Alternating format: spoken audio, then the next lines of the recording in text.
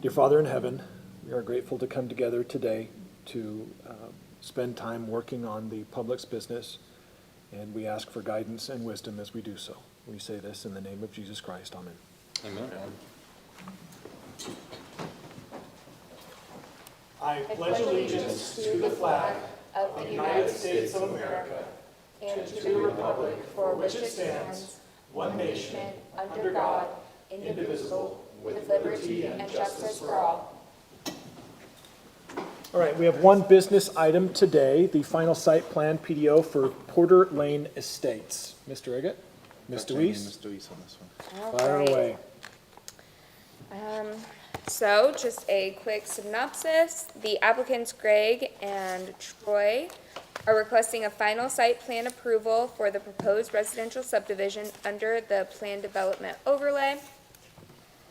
The subject property is located at 522 West, 400 South, Porter Lane, also identified as parcel 030010209. For the code requirements and analysis, number one, the final site plan compliance requirements. They have applied, we have deemed them compliant, and they have paid their fees. Subsection E, subsection 2, final site plan application shall include at least the following information in subsections CZC 12.21.100 A through I.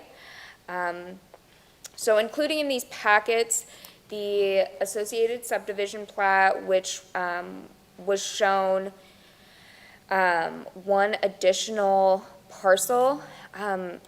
So the best way to think about this, and like simplest terms, is the actual layout and the use itself did not change.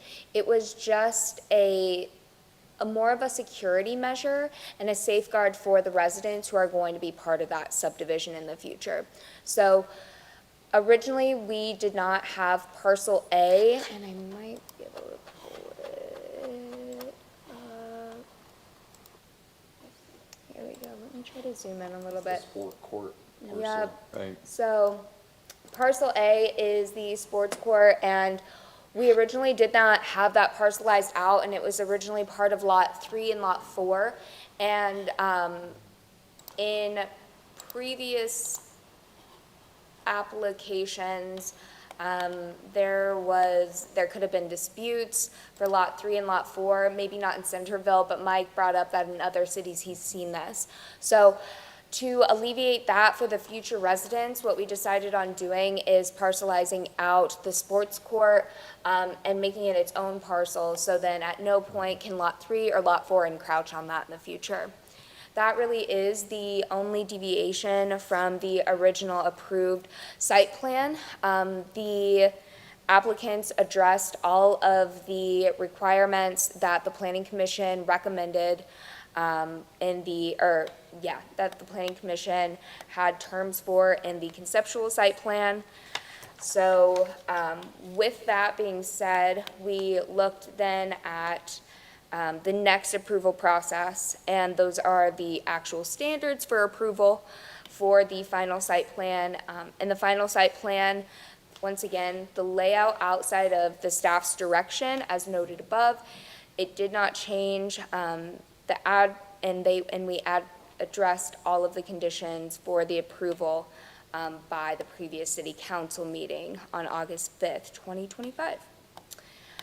After this review of both the proposed conceptual site plan with the flexibility of the PDO and the final site plan, staff is in support of the Porter Lane Estates final site plan submittal, so long as the outstanding DRC comments are addressed. And last meeting was just this Monday, and on the screen you'll see that the comments for specifically the site plan is lot frontages are incorrect, so Lot 3 and Lot 4 will need to be changed to correct the lot frontages on the plan set, but that was just due to parcel A being changed and just an engineering slip. And then for the final subdivision, these were the comments that they gave for the final subdivision in the highlighted. I provided those to the applicant as well as the surveyor and the engineering team, and they've already addressed most of these items. They're getting this resolved, and our plan is to get it deemed complete and ideally do our first round of compliance for the subdivision on October 6th, and hopefully get it deemed actually in compliance and be able to start working on Mylar for them. So that is where we are at, and that wraps up my report. Okay, thank you, I appreciate that. So I have some questions for you that I'd like to understand. So the parcel A being created as a new parcel is different from the August 5th version, correct? Yes. So my question is more along the lines of who owns that, who maintains it, who's going to be in charge of it, and that's going to be the HOA? Correct. And do we need to impose a requirement for that? It's in, it was updated in their CCNRs. Okay, Yeah, it was added as a parcel that is part of their maintenance obligation. maybe I missed that in the packet, sorry. The CCNRs are pretty slim, I've noticed that, but that's something that the HOA, and I like Slim Fast, trust me, but, I did notice that, just as commentary. Yeah, if you'll. There may be things that, you want to address further or get legal advice about, or, just so that some of the vague things are cleared up in there. Okay, And then you'll notice too, it says in Article 1 that there are 7 lots, which is evidencing parcel A again. But she has it highlighted, the obligation right there. do we as a city have any authority to enforce that the common space in this subdivision be maintained appropriately? No, that wouldn't be our responsibility, Okay, no. And even my experience in other cities where we have HOAs has been that it really, to what Commissioner Moss is saying, it really is between the residents and the HOA's operation. right. I have seen it where the city can step in to say, hey, if you're not doing it, then we can charge the HOA for doing it. I mean, right, it's any situation that we are the city, we ultimately look out for the welfare of the residents. I'm sure if somebody came to city council saw some interest, we could explore what our options were through legal correction. Yeah, typically we don't get into that kind of relationships. Yeah. Okay, further questions for staff? I was wondering, does the city do any kind of requirements for street lighting in this kind of a parcel? There are streetlights. I only saw one for the Lot A, that was it. So Near the street, I will, on the back. the city does require that adequate street lighting is a requirement. In terms of who reviews that, we do it at the discretion of the street supervisor, and then the That's public works director does oversee it. That's So in terms of what planning requires, planning doesn't call out for any type of street lighting, but it does get captured underneath of the set review. And then following that, in terms of shielding, the city is very, very slim on what type of lightings we allow, which is something that I actually have in the updated list of stuff that I want to address. So you hit a good point. Okay. Yeah, it's a pretty slim code for the city. Okay. On that point, is that something that you can provide any further advice as to on this particular street, whether whether it would be recommended for further lighting, or you think what's in the packet is sufficient? Our road supervisor and public works director have said that this is sufficient, Okay. yeah, per our standard. All right, further questions for staff? I just saw a few of those highlights, and maybe Cindy, you already addressed it, but it looked like there was that fire inspection requested in June of 2025. Has that gone forward, or I guess any fire concerns, those have already been addressed as well? Yeah. Because it's just a pull in, pull out thing, right? Which one are you looking at? I'm This is Exhibit G. exhibit. Okay, yes, so that was the unupdated ones from, correct, yes. So this is the one that you have in the exhibits Checklist. are the old checklists, and then based on our review from this Monday, it has been addressed. Oh, Yep, okay. thanks. Yeah, good clarification. That is good to point out Yeah. that we did, so yeah, it was the old one, but we did meet with them just as recently as Monday, so there's a updated, corrected that she's going on. Yeah, my only other question was on like the irrigation or watering plan, wants to defer this to individual property owners once bought. I guess that just means, hey, irrigation, sprinklers, that sort of stuff, the individual homeowners are gonna be required to And do typically, that. we as a city don't get down in the weeds on residential lots anyway, so that is in Right, conformance with right. that. Yeah. All right, let's proceed to the applicant. If the applicant would like to come to the microphone and respond to any questions or present any additional information for us. Say that again? State your name, your position, and add any information you'd like to. Greg M. Larson and Troy Hulser, are the two developers. I don't have any really comments. I can answer any questions.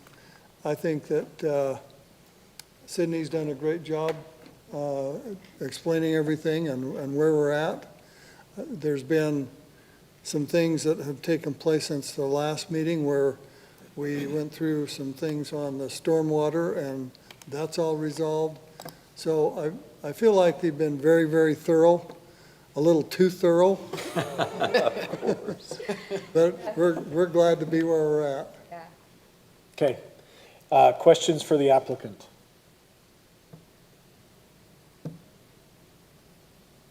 Thank you. I'm good. I'm good All right. with that.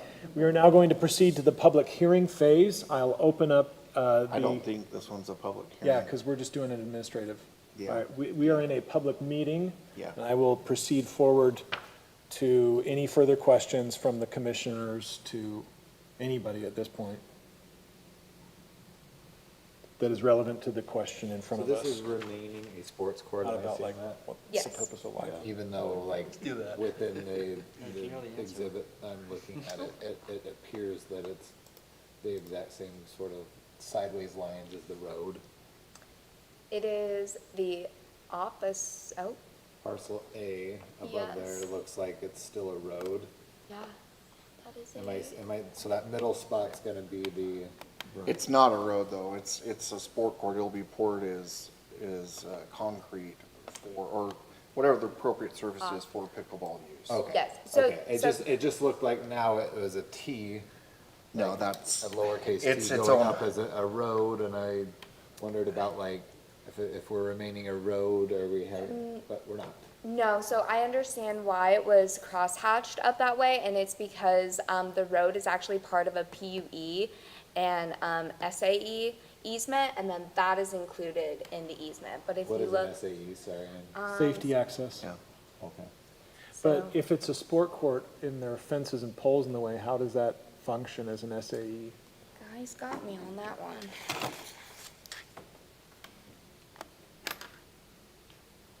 As long as, here's the thing from my perspective, as long as fire is okay with it. Right. I'm not gonna second. Because that was my thing, we were talking about this being a hammerhead, whatever, and now it's. The hammerhead is not for fire access, again, just to make. Right, to as hit we've that found point out that multiple it's going times. forward and back. That is only for driveway access, Right, what you're driveway seeing. access for lot Right. five, Three five, and- four, three three and and four. two. 3 and 4, yeah. Yeah. So parcel A should have no, yeah, because they'll back the truck up and then pull it out, as we've discussed in previous meetings. Yeah. For access. Here we go. And again, the reason for the sport court being parcel A is otherwise, what tends to happen is lot 3 and 4 will start to see an opportunity for that to become their property, because they're Yeah. paying taxes on it. Yep. And then they'll start parking their boats or other things on it, and then it'll become their property, and there'll be no way to enforce it on it. Yep. So that's why you establish it as a As parcel a A. parcel, okay. To protect it. Yeah, otherwise, yeah, I'd be moving into lot 4 and putting my boat in, if I ever owned a boat. All right, anybody have further questions? Seeing none, I'll proceed to the motion phase. I'll accept a motion.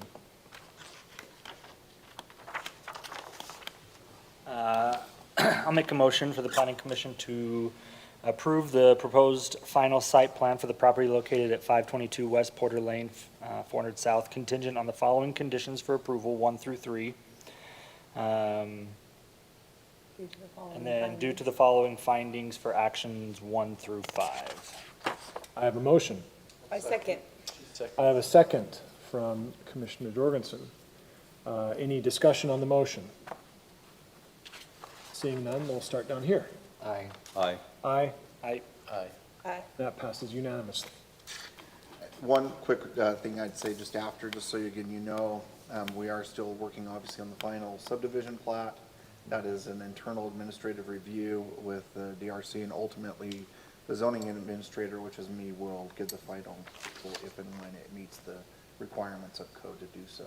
Very good. At which point then we'll do Mylar and bonding and all that. So there is still a little more processing to go on it, but they're 80 to 85% of the way there. They are like 98%.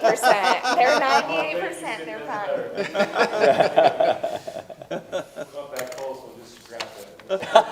Don't scrap it. Please don't, yeah. I know.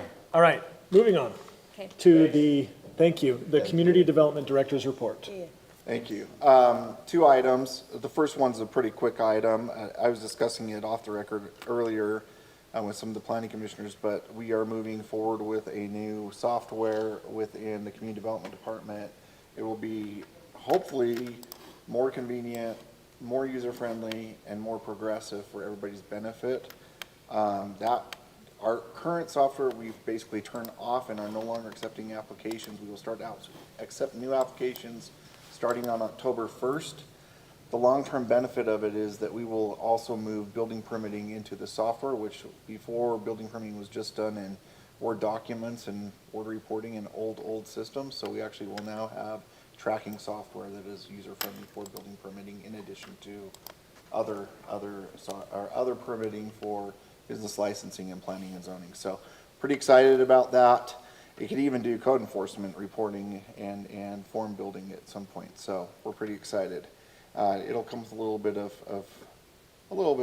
a learning curve and challenge for the community and even ourselves, but we're working on it. Sydney's done 95% of the effort to get there, but It is a group effort. It is a group effort. she's done a ton of work to get us to a good spot, so we're pretty excited.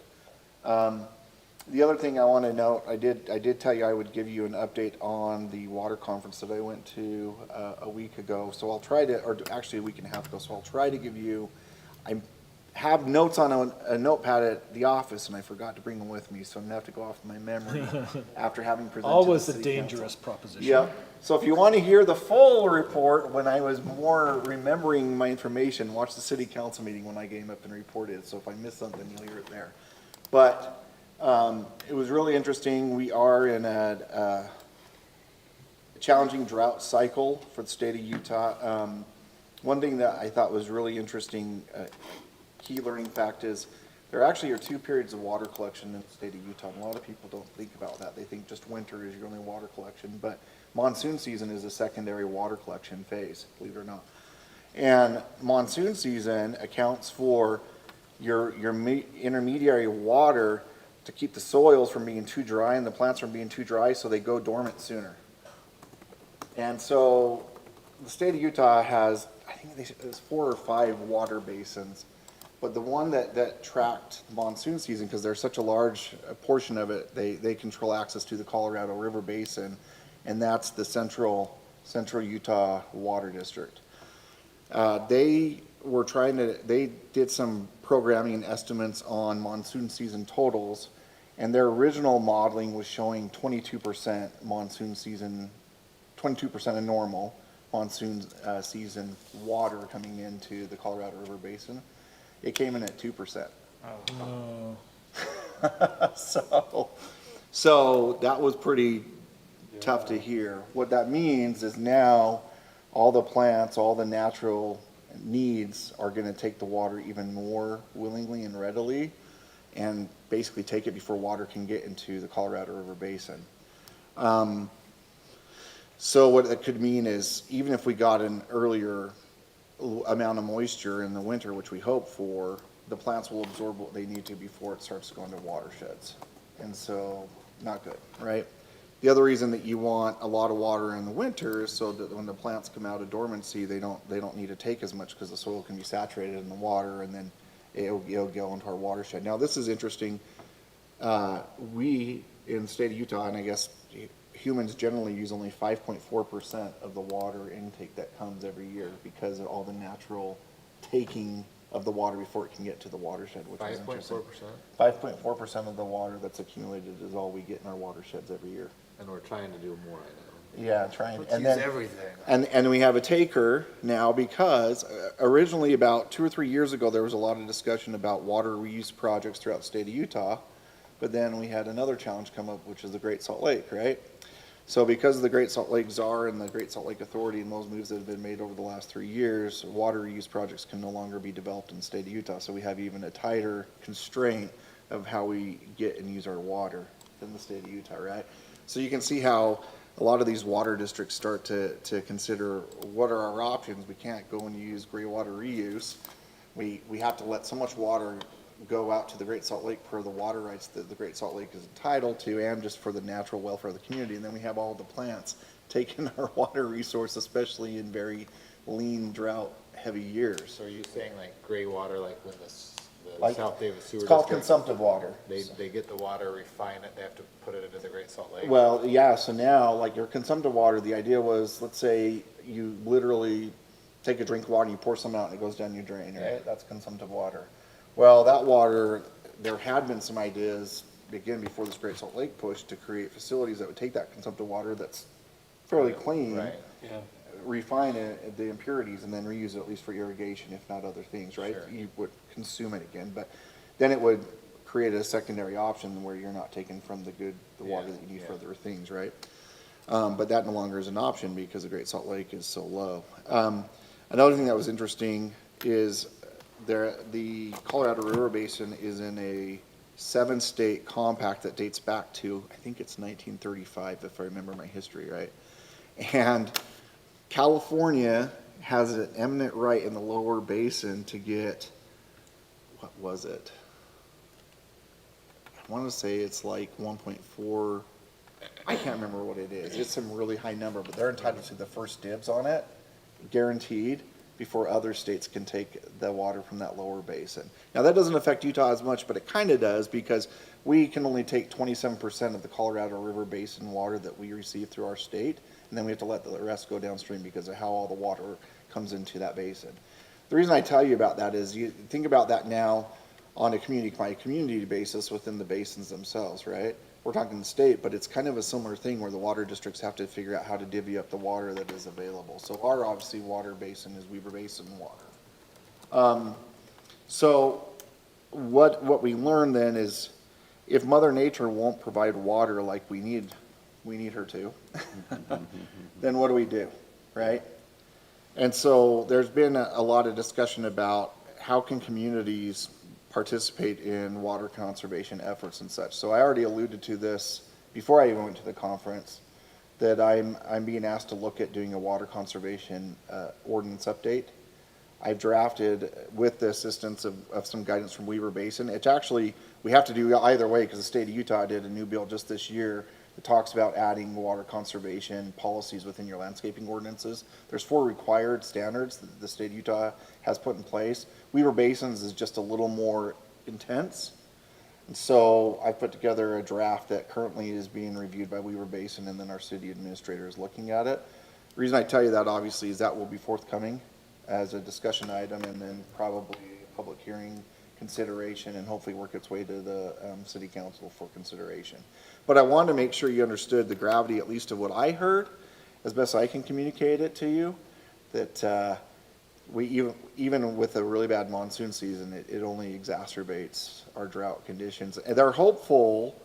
I mean, the watersheds will carry out this year, but they're getting a little scared about what next spring would look like if we don't get at least a decent, normal type of a winter season. So whatever your I guess belief proclivities are, whether it's just hoping for good karma or you pray or whatever your thoughts are, definitely make sure you're putting goodwill towards trying to get some good water for the winter, because we'll need it. So, that, I guess that'd be my report, and that's what I wanted to share. Was there any conversation in regards to, like you were saying, water conservation within the cities? It's somewhat weird that we have so much water usage on our lawns, and we're in a deserty climate. Yep. Whereas you go back east, where they've got a lot of water, no one's watering their yards. I mean, they don't need to, and they have sufficient water. So is there gonna be like, here in 50 years, did they're like, no, not only is no one gonna have grass, but you can't, like, yeah, I don't know. I mean, Yeah, I'll I'm talk. just going down the Yeah, road. that is something I actually meant to talk about too. So the reason that these water basins are trying to push sod removal or other planting ideas Yeah. isn't necessarily because of the sod. It's because people don't know how to responsibly water their yards with the sod. And so unfortunately, you have to create programs and incentives to remove the sod. Now, they did say there's a new Bermuda grass that is actually, it doesn't need a lot of water to grow well. And they're doing a lot of, they have a program, it's through Utah Waterways is I think the group. They are doing programs where they go through, you can apply, I think they do, he said they do 6 a year. And they'll look at your yard and they'll actually flip it and do your landscaping for you. And then what you give them is the opportunity for them to spotlight your yard, showing you before and after to promote the program of what a converted yard could look like. But they said that they are planting that Bermuda grass, that low water need Bermuda grass. Have they ever sat on that Bermuda grass?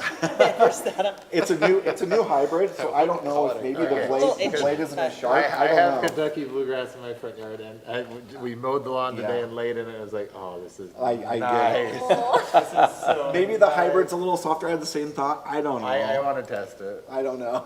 You want to test it? But yeah, and obviously, were we as a city to accept and adopt that code that lines up with Weber Basin water, then residents could qualify for the programs through Weber Basin if they Yeah. wanted to receive incentive funding to flip their yard, convert their yard.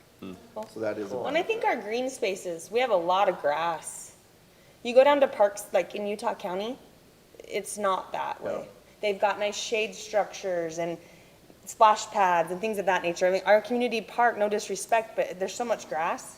There's so many mosquitoes, Having it's just itchy. been there though, I will say, like, every night on You see me, I'm in Wednesdays- sweats. There's a I have to wear million sweats there's and a it's million 90 degrees people outside that because I'm complain getting about eaten alive by mosquitoes. Well, and It's again, being used. if it's being watered responsibly by the city, maybe it's Yeah, but if we okay. just got rid of a little I bit don't of know. grass. And I get A you little bit saying, more like, cement. I'm a be- big be- fan of cement. Be a good, be lovely. a reflection of community. You're lucky Lorraine is not here right now.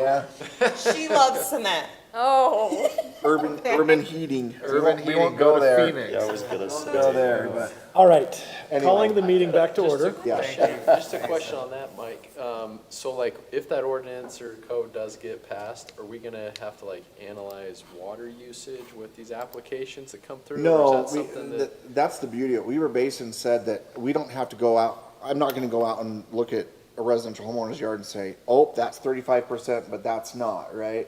We're not gonna, the city won't play a role of, as an enforcer or a czar, but with the ordinance being in place and explaining what the expectation is, hopefully homeowners will either see the opportunity to transition to meet it, or new homeowners, new builders, whatever, will try to meet that code when they do their landscaping the first time. And frankly, there's a more aggressive component that's towards the commercial, industrial, multifamily type developments that may still come forward, right? Especially as we look at the west side development, north of Public Works up to Farmington.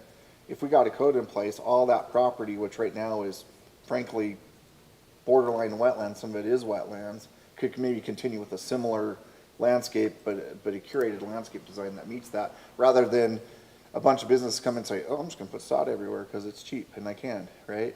And the irony is sod compared to other landscaping methods, really, it's about the same amount of money if you really look at it. Again, people don't know any different a lot of the time. The peat gravel's not that expensive. So, Okay. anyway, yeah. But currently, you have to have 60% green, don't we, in Centerville? Well, we have 60% impervious surface. I'm trying to think what the ordinance is. I just looked at it the other day. I can't remember, Commissioner Jorgensen, what the exact number is, but it is interesting how it talks about living versus non-living landscaping. Yeah, I you know. tried to cement my whole backyard and I was not allowed. Yeah, no, you have to have some, well, but see, I think it's 50%. I think it's 50%. And what it says is 50% of your yard has to be lit. Pickleball. What you probably did is, see, you should have put like drought tolerant plants all around your concrete pad and some gravels, and then you probably would have been okay. Yeah, but then you gotta weed it, there's still. My, All right, with that, let's move forward to the minutes. I didn't see any issues. How, like, detailed are we supposed to be about looking at these minutes? You're supposed to read them, and if they're accurate, then fine. If Like, if not, it reads weird, is that something I should be mentioning? yeah, go ahead. you can, if you Just want. because under, I think it's the third page, conditions, maybe I just don't know how to read or don't understand what it's saying. It says the applicant will need to receive, will serve / approval by the Davis County Health, I just didn't, is will serve a The thing? applicant. Yeah, It is. a will That's what it's serve letter. called. Okay. It's a will serve. So I'm just letter. done, got it. No, no, you're No, fine. I'm just- It's a term of art, and if you don't understand what a will serve is, Yeah. Yeah, that reads weird. It does Okay. read weird. it does, Yeah. But, yeah. okay, got it. Yeah. I mean, honestly, we could probably improve that for the uninitiated that read this. We could potentially say a will serve. Use like more layman's terms, just so it's not so. Well, and it should be capitalized because it's a proper noun. It's capital W, capital S to indicate that it is a An thing. actual document? Yeah, it's meant to be capitalized. Okay.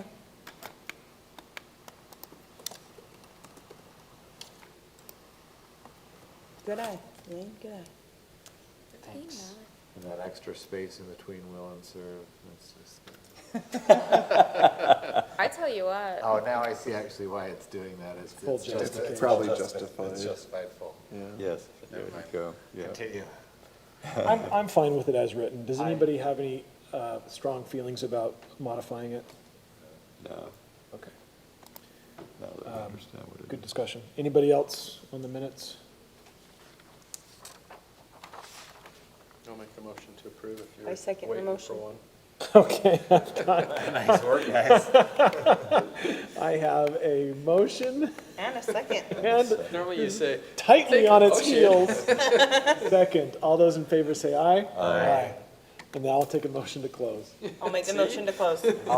Okay, I have a motion and a second. All in favor? Aye. We are done.